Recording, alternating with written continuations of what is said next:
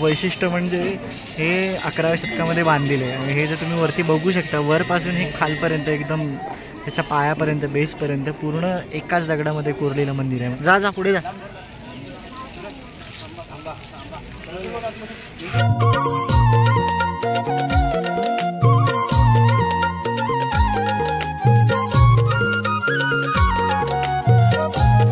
नमस्कार मंडळी, कशात मजेत ना. मी प्रमोद गुरले एका नवीन व्हिडिओमध्ये आपल्या सर्वांचं मनपूर्वक स्वागत. तर मंडळी, आज जाणार आहोत आम्ही अंबरनाथला.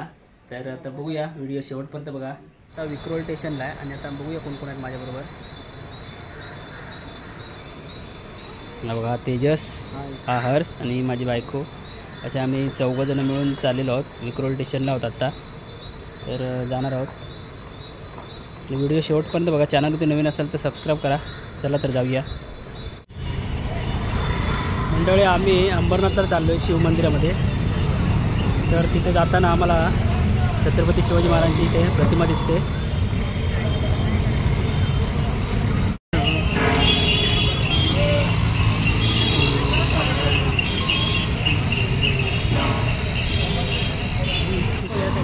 आता मित्रांनो, आम्हाला इकडून जायचं आहे. हा इथे बघू शकता तुम्ही. तिकडे एक ह्या लेफ्ट साईडला रोड जाणार आहे आणि एक सरळ जाणार आहे. तर मला सरळच्या रोडने जायचं आहे शिवमंदिरसाठी. आम्ही जातो. आमच्यासोबत इथे बघ खूप ऊन पण आहे. हर्ष बघा, हर्षची तब्येत बघा. हर्ष बघा कसा झाला आहे, खूप घाम यायला लागला आहे. हे इकडे अंबरनाथ MIDC वगैरे, इकडे तळोजा शिगफाटा तो तिकडेचा साईडचा रोड आहे. इकडे लोकल बस स्टँड, रिक्षा स्टँड आहे. तिथे इथे तुम्ही रिक्षा वगैरे घेऊ शकता. पण आता आम्हाला जायचं आहे पायी चालत. त्यामुळे आम्ही आता आमच्या पायी चालत जातो. इकडे ऊन तर प्रचंड आहे, खूप घाम पण यायला लागला आहे. खूप ऊन आहे इकडे. ठीक आहे. हे बघा, हे इकडे अम्याद आणि वहिनी आहेत. चला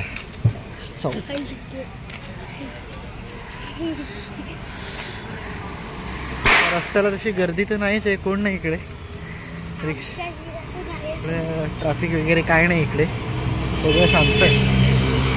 होते का तर दुपार असावी म्हणून लोक बाहेर पडली नसतील.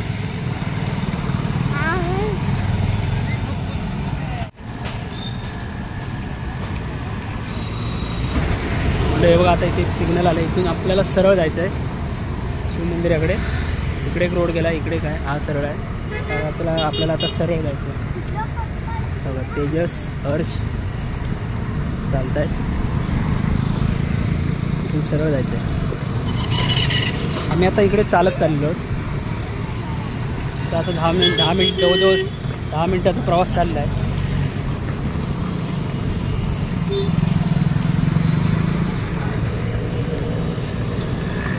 रिक्षाने वगैरे सुद्धा येऊ शकता तुम्ही.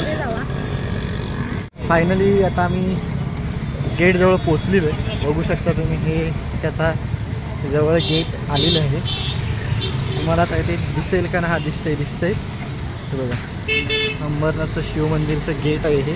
आणि इथून आम्हाला आता आतमध्ये प्रवेश करायचं आहे. तर चला, आता आतमध्ये गेल्यावर दाखवतो आतून मंदिर कसं आहे तुम्हाला. इकडे भाविक येताना पण दिसतात समोरून. त्यावरूनच तुम्ही अंदाज घ्या आतमध्ये गर्दी असेल नसेल. म्हणजे किती जुना पुरातन मंदिर आहे हे. चला, आता हे इकडे आलेलो आहे आम्ही. इथे जवळच एक ओढा आहे, बघू शकता. तुम्हाला दाखवतो इथे.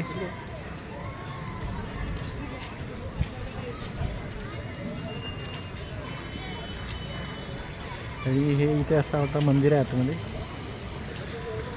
खूप गर्दी आहे आतमध्ये. आता आम्हाला इथून जायचं आहे आतमध्ये. बघू लवकर दर्शन मिळतंय का नाही ते. चला हर्ष, चल.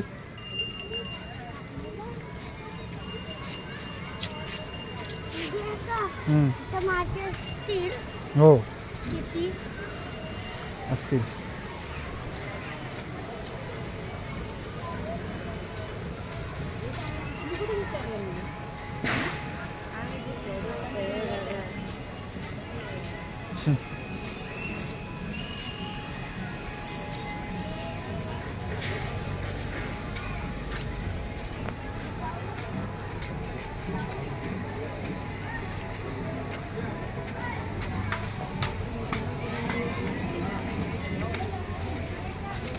शिवमंदिरामध्ये बघा इथे इथपासून लाईन आहे, इथपासून इकडे आतमध्ये शिवमंदिर आहे.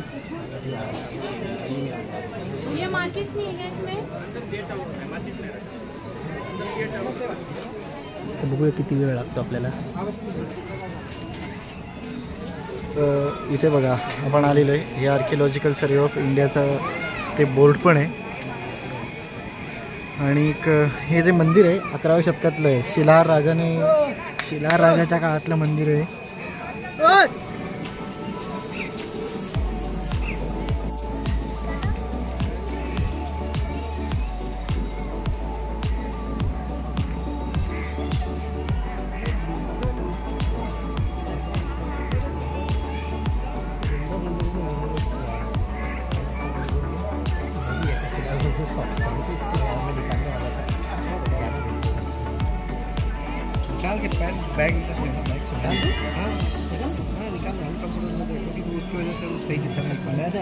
तिथून आतमध्ये जायचं. हां, आणि असं त्या साईडला तिथून जायचं.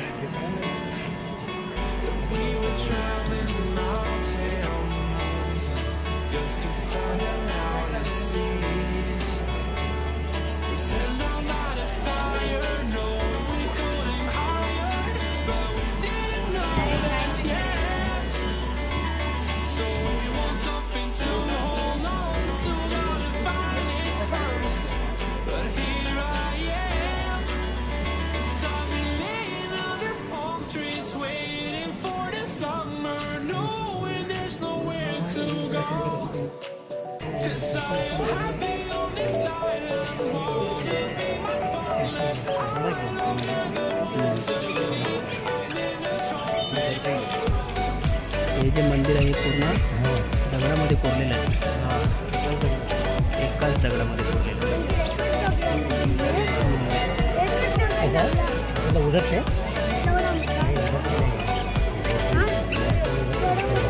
गर्दी आहे, लाईन पण आहे.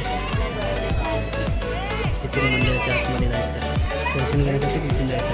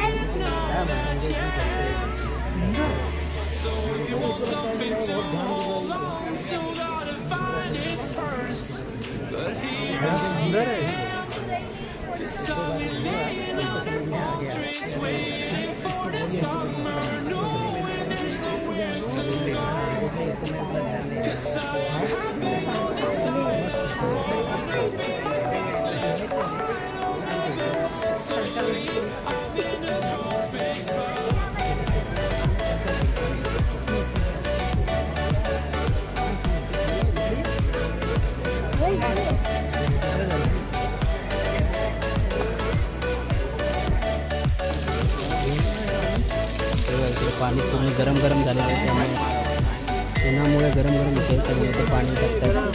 बरं वाटतंय पाणी टाकल्यानंतर.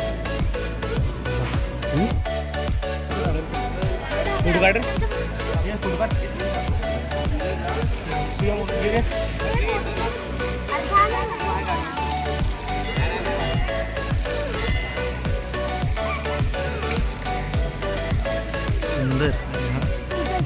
हा हा काय सुंदर. हा बघ, हा सुंदरच आहे.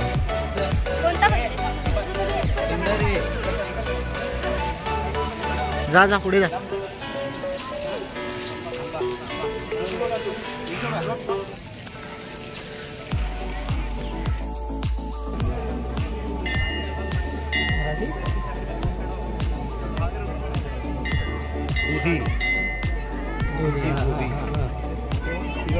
ले लिया, अब सुनन मुझे को हुआ तो बाजू वाला बोला तो बाकी में 2 दुकान पे मिल जाएगा उधर थोड़ा खुला नहीं है।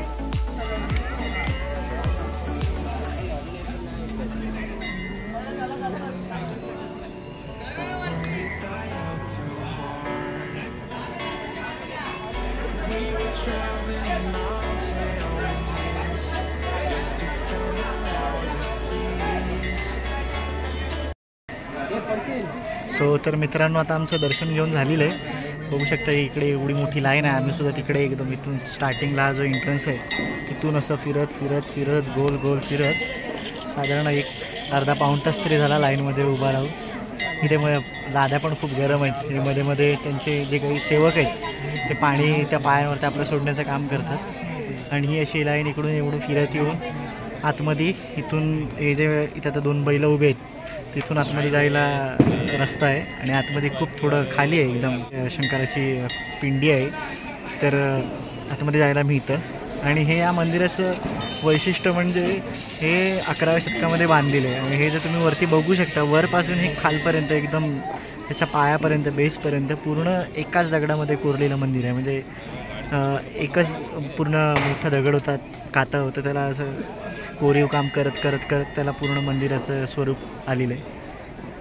आणि आता ह्याच्या आतमध्ये हे जे छोट्या छोट्या ह्या दिसत आहेत तिथे इथे इथून दिसणार नाही पण जर जवळ गेलो तर तिथे छोट्या छोट्या मूर्ती कोरलेल्या आहेत। त्याच्यामधून वेगवेगळ्या कथा सांगण्याचा प्रयत्न त्यांनी केला आहे। म्हणजे प्राचीन काळातल्या जे काही कथा होत्या त्या जतन करण्याचा ज्या म्हणजे पेपर कागद वगैरे ज्यावेळेस अस्तित्वात नव्हता बऱ्यापैकी त्यावेळेस अशा पद्धतीने कथा कोरीव कामातून त्याच पुढच्या येणाऱ्या पिढीसाठी सांगितल्या जायच्या आणि तशा पद्धतीने त्यांनी कोरली आहे। आता इथून दिसणार नाही थोडा जवळ गेलो की मला दाखवेन। आणि हा इथे बघा इथे बैलगाडा शर्यतीतील 1-2 नामांकित बैल आलेले आहेत इथे बघू शकता। सुंदर आलेलं आहे सुंदर तर असं आहे। आणि हे अंबरनाथ स्टेशनपासून थोडं लांब आहे जास्त लांब नाही। आणि खरं सांगायचं तर आतमध्ये मोबाईल वगैरे न्यायला काय अलाउड नाही कारण त्याच्यावरती बंदी घातलेली आहे सरकारनेच। आतमध्ये एकदम जागा पण छोटीशी आहे। एक माणूस एका टायमिंगला जाऊ शकतो एक माणूस एका टायमिंगला येऊ शकतो एवढी छोटी जागा आहे। त्याच्यामुळे आतमध्ये मोबाईल वगैरे न्यायला काय अलाउड नाही। आतमध्ये प्रकाश जो आहे तो हा जो वरचा जो कळस आहे तुम्हाला दिसतो इथे वरती तिथून वरून जो प्रकाश जातो तो शंकराच्या पिंडीवरती पडतो। आता हे आतमध्ये मोबाईल नेता नाही आला त्याच्यामुळे दाखवता नाही आलं कारण बंदी आतमध्ये पण जो वरून जो प्रकाश आहे तो शंकराच्या पिंडीवरती बरोबर मधोमध पडतो। इतकी सुंदर शैली आहे ना पूर्ण मंदिराची स्थापत्य शैलीचा एक अद्भुत नमुना आपल्याला इथे बघायला मिळतो। आणि आपल्या मुंबईपासून खूपच जवळ अंतरावरती असल्यामुळे आपण एखाद 3-4 तास काढून येऊन याला भेट देऊ शकतो। इतकं सुंदर मंदिर आहे।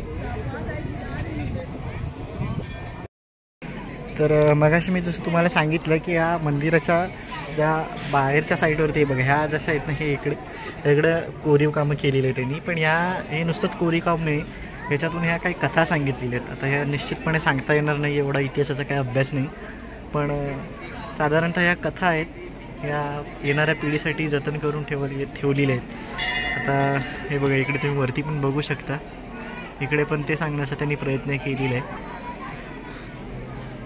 या अशा कथा आहेत ज्या आपल्याला पुस्तकाच्या स्वरूपात तर सापडतातच पण ह्या अशा भौतिक स्वरूपात भौतिक अवशेषांमध्ये सुद्धा आपल्याला मिळतात। तर इथे बाजूला एक कुंड आहे त्या कुंडामध्ये कासव आहेत ते दाखवतो। हे बघा हे इकडे हे कुंड आहे त्याला कासव आहेत खूप सारे दिसत आहेत का माहिती नाही ते कासव आहेत खूप सारे कासव आहेत इथे। आणि हे कुंड आहे। आता या कुंडामध्ये सुद्धा इथे जर खालती बघाल तर इथे सुद्धा नक्षीकाम केलेले आहे त्यांनी इथे आहे। तिकडचं एवढं लांबून दिसणार नाही आणि हे इथलं जवळचं इथे दिसू शकतंय आणि ते कासव आहे त्या कुंडामध्ये। मंडळी आजची व्हिडिओ आवडली असेल तर लाईक करा शेअर करा सबस्क्राईब करा तर भेटू लवकरच पुढच्या व्हिडिओमध्ये बाय बाय।